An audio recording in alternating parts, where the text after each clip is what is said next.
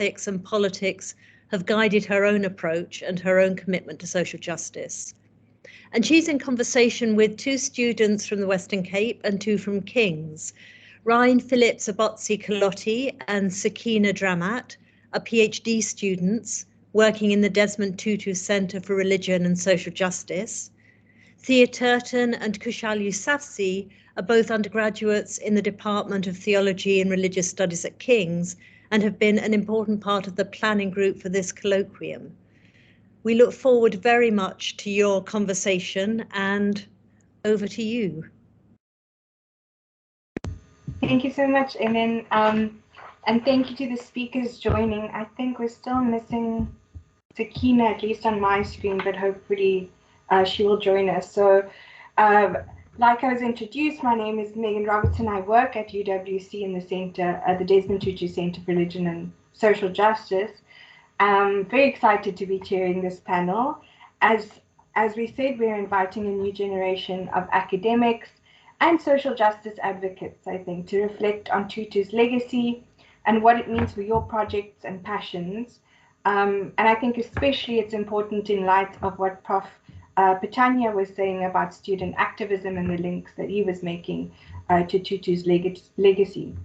So as students whose education is based in these institutions where Tutu has studied and worked, I'm excited to hear more about how you make sense of your own pathways to social justice in relation to what we've come to know about Tutu. So I'm not going to spend too much time introducing you. I think you've been introduced generally. I might just share some of your sort of more fun facts that we didn't yet speak about. So we're joined today by Sakeenah Dramat. Hopefully, Sakeenah, you are joining us.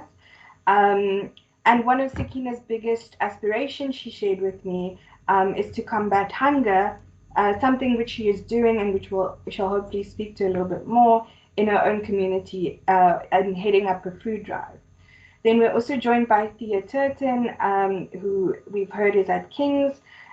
Thea, I was also very interested to read, is a qualified firefighter and medic in rural France where she grew up and has also walked impressively coast to coast of Costa Rica. So welcome, Thea. We're then joined by Rhine Koloti, who is at UWC, a PhD student working on Black liberation theology.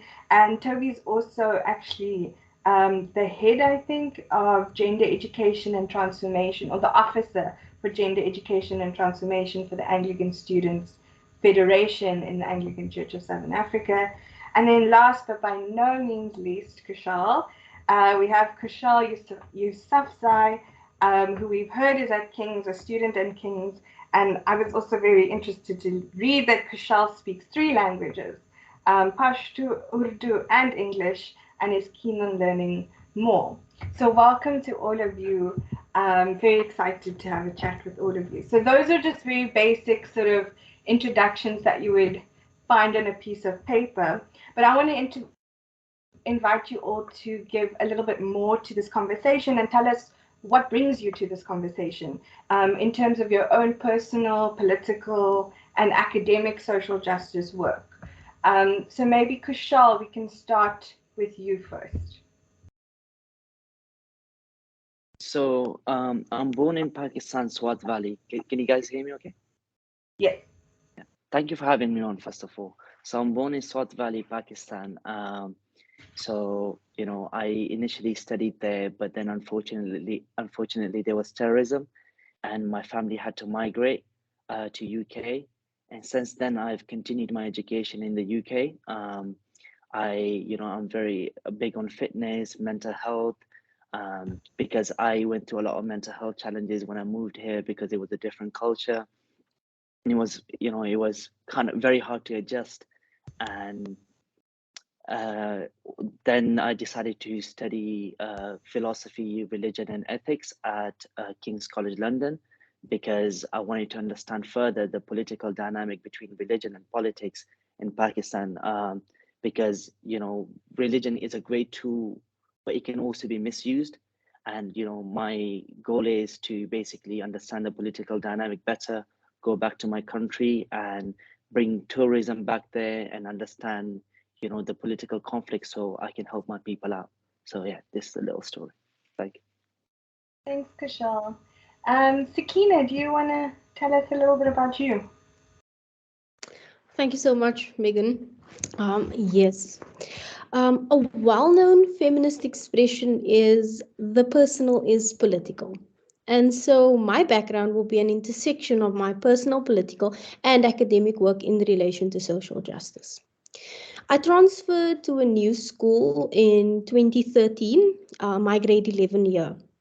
My grandfather had taken ill that year, and as a family, we had decided that the best course of action would be to attend a school closer to home. Sadly, within the first half an hour on that first day at the new high school, I was called down to the office and informed that I was being expelled. The grounds for expulsion? I wore hijab, and when told to remove it, refused.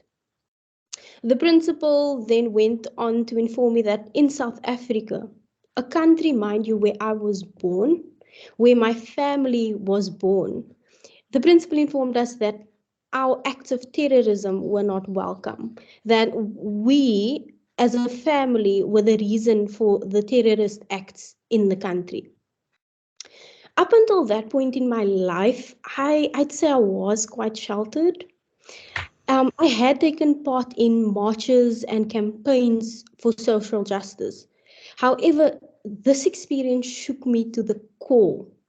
And since then, I've taken the position of being vocal when I see issues of discrimination, racism, and other iterations of injustice. And my academic work echoes this. I feel these personal experiences have come full circle in my academic work as a research problem. My master's thesis was an investigation of media representations of Islam and Muslims in South Africa. It was a work in which I explicitly emphasized the difference between the violent Islamophobia that Muslims face in global context and the microaggressive, yet not physically violent expressions of Islamophobia that Muslims face in South Africa. And my PhD project is an exploration of the ways that Muslim women influencers self-represent on social media platforms in South Africa. Thank you. Thanks so much, Sakeenah. Thea, do you want to tell us a little bit about what brings you to the conversation? Of course, thank you, Megan. Excuse my voice, I have been ill. So I am a second year religion and politics student at King's. I'm also president of the Theology and Religious Studies Society in the Theology and Religious Studies department, which is where Desmond Tutu studied in the 1960s. So Khushal and I really feel like we're following in his footsteps, which is an amazing feeling. So as Megan said, I am a firefighter medic, or I was. I don't practice anymore, but I joined as a cadet when I was 14, and then had a pretty intense training program, and then passed my physical, theoretical, practical exams when I was 17. So joined as a qualified firefighter medic in France when I was 17. It's one of the greatest privileges of my life, but also one of the hardest. I feel quite conflicted about it nowadays, but I was only 17 at the time, as I said, and it was a real shock to be thrust into that kind of adult world, and to see the dark side really did throw me. One of my first call outs was actually to a nightclub.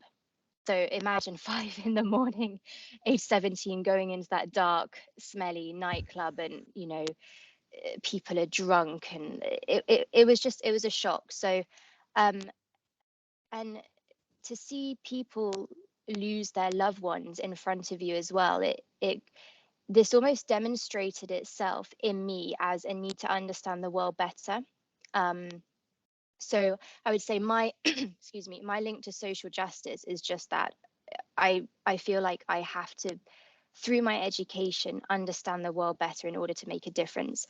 A lot of the issues that we faced in the fire service were actually a consequence of the problems of our society. So mental health, drug abuse, you know, families splitting up. And somehow this all led to me studying religion at King's. And some people might say to me, well, that's got nothing to do with being a firefighter, but I really think it does, because to understand the world, you do have to understand religion, and to understand people, you have to understand religion. God is not dead, as they say, and to understand a lot of the problems that we face as a society, you do also have to look at perhaps the loss of religion in certain communities, and that you know, people losing that sense of being joined together. So yeah, that's been my pathway. That's my link to Desmond Tutu, studying in the same department, and a little bit of background on my work to contribute to social justice, which I hope will only yeah, I hope I can do more in the future, but that's it for now. Thanks, Thea. And then lastly, Toby, do you want to tell us a bit about what brings you here? Thank you, audible enough? It's a little bit sort of booming, but go ahead. Let's try. Can you hear me properly now? Here we go.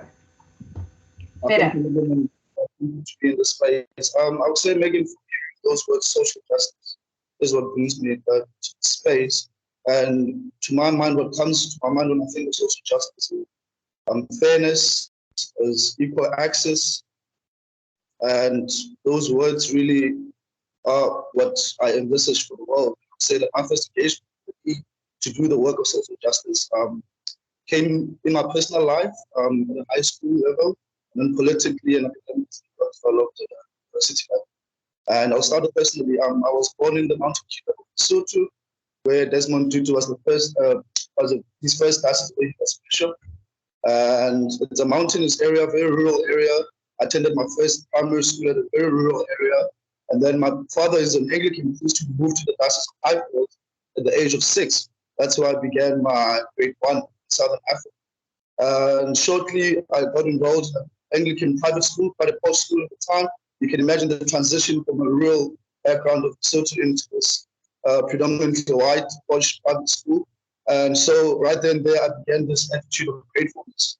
And for me, then social justice work started becoming a thing for me, because although the school would pronounce that they condemn racism and discrimination, one would find within the corridors and within the classroom different levels of subtle and explicit racism. But as a young boy from Lesotho, I couldn't really complain about any of that, because I got an opportunity to be in that space. And having realized that, I knew right there and there that something had to change with what I want to do with my life. So one can say from that moment on, I developed a unity of suspicion into documents and into policies that claim to condone racism and other types of abuses, but yet still practice it in an institutionalized way. And so politically and academically, I got to shape all of that, sort of shape it nicely in a way that I can study. And so I wouldn't really separate my personal and my political or academic life, because one actually informs the other. So I took this attitude in my master's thesis, where I chose to investigate and Church of Southern Africa's policy when it comes to an issue that is quite growing, which is clergy sexual abuse, which condones, which talks against clergy sexual abuse, of course. But then I was actually interested in whether they should use the doctrines of reconciliation in that process. And yeah, that's what brings me into this space, this obsession with policy documents and whether they actually do the work that they claim. Thank you. Thanks, Toby. And I think what you were saying, and Sakeenah, that personal is political, is what you're all sort of speaking about and connecting your own stories to what brings you to just the study of religion as a student, but also the way that you approach that study, right? And the lenses that you're sort of engaging with your own education. And I think just listening to all of your introductions, you're sort of covering a really wide range of social justice issues, from mental health to sort of educational justice, racial justice, gender justice. I think you guys covered almost everything that I think Tutu also engaged with, and we know he engaged with such a wide variety of issues. And so that brings me sort of to my next prompt a little bit, because I want to talk a bit about Tutu's legacy.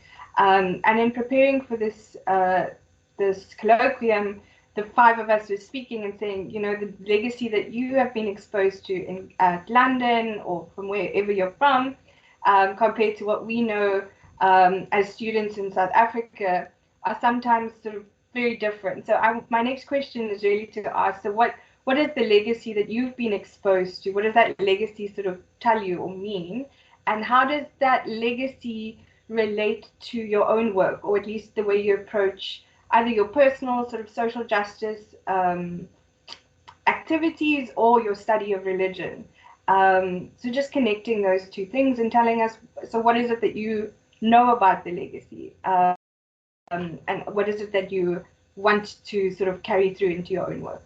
So maybe Thea, if you don't mind, I'll start with you. His legacy at King's is very powerful, especially in our department, or even last night there was an evensong to commemorate his life, and it gives me goosebumps actually. He has a really powerful presence here at King's, and I think it fills all of us students with a desire to do something bigger than ourselves, and really enables us to push. But for me personally, what I like about Desmond Tutu is that he was just so, I don't know how to explain it better, but he was just so human. He wasn't afraid to laugh, he wasn't afraid to cry, he wasn't afraid to be expressive. You know, he had these big gestures. He was almost larger than life, really. And I think that's a very beautiful thing, when nowadays we can shy away from expressing ourselves and expressing our emotions. You know, he wasn't afraid to be fully human, but also see the humanity in others. And I think that's the part of his legacy that I will carry through my life and my educational journey at King's. Thanks, Thea. And I think when you were speaking even about your own personal journey, that's what you were saying, right? That recognition of humanity is sort of, and allowing everyone to sort of live out their humanity and be recognized for their full humanity, is sort of what's bringing you to the way that you engage with religion and way you engage with social justice. So I was wondering, Khushal, do you maybe want to add to that? Is that the same legacy that you've sort of heard? I know you're not originally from the UK, so you might also have a slightly different background to Tutu's legacy as well. So the message I connect with the most with is his message of forgiveness. So when there was an assassination attempt on my sister Malala, you know, I was full of anger. When we moved here, like, I was full of anger for the next 2 years. You know, I wanted to take revenge. In our culture, it's kind of like eye for an eye. And it was really destroying my inner peace, and it was massively affecting my mental health. And then I realized that, you know, like, they've already hurt me enough. I can't let them win anymore. And for me to forgive them was for myself and for that inner peace, and redirecting my energy towards something more productive, which was my academics. So this is one of the message I, Desmond Tutu says that forgiveness says that you are given another chance to make a new beginning. And, you know, when I did that, when I forgave, my new life started, and then my mental health started to get better, and a lot of things started to go right for me. And it was his, you know, power of giving people benefit of the doubt, because, you know, and his, you know, his empathy, because, like, if I was born into a family where there was no quality education, and I was in, born in a environment where I could have been easily manipulated by terrorists and etc. Like, I could have been the Taliban. And I think his level of empathy and forgiveness is what allowed him to communicate with, what allowed him to deal with these conflicts so well, because he recognized that humans are very vulnerable, and, you know, a lot of things happen without our choice. And, you know, his art of listening was so good, which allowed him to resolve these conflicts. So that's the message I resonate with the most. Thank you. Thanks, Khushal. Thanks for sharing so personally about your own sort of journey to forgiveness. I mean, sometimes when we talk about social justice, especially I think maybe in academic settings, we sort of don't bring that forgiveness and that humanity, and we don't reflect on that a lot, for ourselves at least, in these types of spaces. So thank you for bringing that into the conversation. But what you're also raising, I think both you and Thea, is that legacy of sort of reconciliation and Ubuntu that we associate with Tutu. But I think sometimes in South Africa that message has been critiqued a little bit. It's been, it's a little bit more nuanced, if I could put it like that. So I'm wondering from the South African students, have you sort of got that same sort of embracing of that legacy of reconciliation and Ubuntu, all those things, or is it a little bit more clouded with something else? Or is there, because Tutu was also called a protester, a rebel, all those things, right, which sometimes is placed in opposition to our idea of forgiveness and reconciliation and all those more flowery type of things. So yeah, I'm just wondering, Sakeenah or Toby, either of you have anything to add? Thank you for that prompt, Megan. Oh, Toby, would you mind if I go? Otherwise, you're welcome to go. No, you can go. It's fine.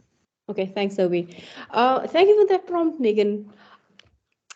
This question actually excites me because as a person of color, attending a university where Desmond Tutu was chancellor and having had the privilege of being a master's candidate and now a PhD candidate at a center named in his honor, the Desmond Tutu Centre for Religion and Social Justice at UWC. It's almost like being one of the chosen ones to carry on his legacy of fighting for equality and fighting against issues such as racism and sexism, for instance, which impacts on that equality. And I will bring in a critique here, and the critique that I will be speaking to is that of the term Rainbow Nation, coined by Archbishop Desmond Tutu. The Arch has been quoted saying that we as South Africans are the rainbow people of God. The term was coined as a means of hope, as a way to find unity within the spectrum of multicultural, multi-religion, multi-spirituality that exists in South Africa. However, I bring in this argument that this is quite a Christonormative laden claim. I read it as being an assumption that everyone could be grouped under the umbrella of acceptance of a Christian God. When I was reading for my master's study that focused on media representations of Islam and Muslims in South Africa, I found that minority religions or people who ascribe to doctrines of minority religions did not benefit as much from the policies that institutions in the country implemented as the dominant group did. It is as if this dominant group in South Africa saw the theological link of the Rainbow Nation and decided, to use this as a motto to perpetuate their agendas. There is the sense that the concept of Rainbow Nation is being used as a sort of marketing gimmick to promote religious diversity. Yet some policymakers in the country choose to afford the dominant Christonormative religious groups more accommodations than minority groups. For instance, tourism campaigns for South Africa love to boast our multi-religious natures as South Africans. However, in some spheres of South African society, Muslim women have been left jobless because they refuse to remove their hijab. And in no way am I insinuating that all Muslim women wear hijab, but I'm speaking to the group of Muslim women who have chosen to wear hijab and some of them who have lost their jobs as a result of that choice. The Rainbow Nation is bleeding. However, as future generations of scholars who take up work that draws from the contributions of Desmond Tutu, I do encourage us to aspire for, and not only to aspire, but to actualize the reshaping of policies so that minority faiths are not only spoken of in marketing gimmicks, but are accommodated and included in the implementation of policies in the country. Thanks, Toby. I'll hand over to you. All right, we still have some time, 2 minutes? Yeah, sure, go for it. All right. So I want to go back to Megan, the last part that you made of reconciliation. I think my first ever knowledge of Desmond Tutu was, I think, in 2007 history class. We're learning about this great man who was the chairperson of the Tutu Reconciliation Commission, a man of forgiveness, a man of reconciliation. He was quite praised and romanticized in that history class. And then since then, I've actually grown to that. The arch actually began each session with a prayer, often referenced Jesus Christ quite often in the commission, used Christian language, reconciliation, forgiveness, justice. And I believe that he referenced these terms, especially reconciliation, with full knowledge of their biblical and theological roots, which actually demand radicalization, they demand justice. And however, I feel like something that is coined as political pietism has seen politicians easily using these words quite loosely for political gain and for national good. However, ignoring their own radicalism, which actually demands restitution, which actually demands restoration and justice. So in reflecting on Desmond Tutu's legacy, I think we need to recover that real reconciliation that is embedded in radicalization and theological input. So in my PhD focus, I'm exploring Black liberation theology, and I'm doing this whereby they contend that Desmond Tutu talked about reconciliation. He was referring to reconciliation that is radical, and therefore, unless it is radical, it's not real. And if it is to be radical, it has to be biblical. And if it is to be biblical, then it's going to be so radical that one can escape. And I asked myself, had it been biblical and theological, people like the former president de Klerk would have never escaped something that Zacchaeus escaped, the story of Jesus' radicalization of reconciliation. So I think we need to go back to it and to its understanding that when Tutu coined it, he wasn't talking about some type of reconciliation. He was talking about one that would demand radicalization, that would demand recognition of doing something wrong, and not something wrong out there, but something to someone that is a victim and will need restitution. So I think we need to recover that. Thanks, Toby. You broke up a little bit, but I think most of us got what you were saying. And I think you're tying together sort of what we're discussing here amongst the four of you, is this sort of holding his various legacies, in tandem and noting that, yes, there's critique of what sort of happened after Tutu. So he's one man and we don't expect him to, even though he's called the moral compass of South Africa and, many other things, we don't expect this one person to be the panacea for all issues. And that his legacy on its own will just solve all our issues. Okay, I think Sakeenah just dropped out. But I think the critiques that Sakeenah was pointing out is important to recognize, and that the Rainbow Nation is not a completed project that doesn't just sort of exist, but also that his reconciliation and that forgiveness that Khushal and Thea were talking about, that humanity is a radical one, right? It's actually radical ideas. And yes, they're driven by biblical Christian sort of narratives, but there's still this radical idea of this full humanity, which can sort of sometimes be captured, I think, for some liberal narratives, but that's not the type of legacies that I think you guys are talking about, and that you've been informed by. So I think my next line of question was anyway sort of around this critique from the South African students that we have in the room. But I maybe then want to rather move on to asking Thea and Khushal to, Thea especially, you were talking about your motivation sort of to study religion. And I was wondering, reflecting on Tutu's own work, or his own experience at King's College, and saying, the study experience there sort of opened up this new world for him and a new way of understanding how the world worked and social justice. You hinted at that a little bit in the beginning. I wonder if you can speak a little bit more to your own experiences of studying at King's, and if you have any resonance with Tutu's experience, and Khushal as well, if both of you can sort of speak to that. Can I start with a quote about what Desmond Tutu said about his time at King's? So he said, "Study opened up a whole new world to me. I was excited by the accessibility of books, the freedom to question and to debate, and the opportunity to listen to the wisdom of minds whose experience and learning left me eager to discover more." And I really love that, because I think it probably embodies both mine and Kushal's experience of King's so far. And one thing I wanted to share today actually was last night at the Evensong, we met some of his fellow classmates, which was slightly, yeah, it was amazing. I got a little bit emotional actually, because they were talking about, you know, their shared experience, which was one of challenges, but it was also one of community. And in particular, there was this white South African man there who was in the same classes as Desmond Tutu, who was obviously a Black South African.